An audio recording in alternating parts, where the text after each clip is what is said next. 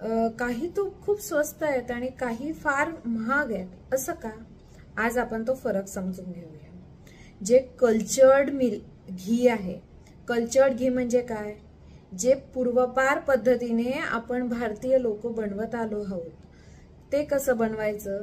तर दुधापासनं साईपासनं दही, दह्यापासनं लोणी आणि लोणीपासनं जे तूप काढलं जातं ते म्हणजे कल्चर्ड घी. कारण त्यामध्ये जेव्हा आपण दही हे रूपांतर करतो त्यामध्ये काही बॅक्टेरिया त्यामध्ये इन्व्हॉल्व असतात, त्यामुळे ते पचायला सोपं असतं. ज्यांना लॅक्टोज इंटॉलरन्स आहे त्यामध्ये देखील हे तूप पचायला खूप सोपं असतं.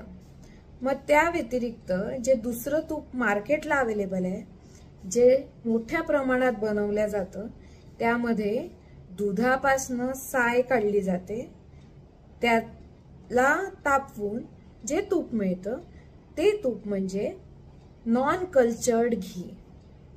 म्हणून ते स्वस्त असतं आणि कल्चर्ड घी ज्याच्यामध्ये दह्यापासनं लोणी आणि लोण्यापासनं तूप बनवलं जातं ते महाग आहे. हा फरक आपण समजून घेऊया.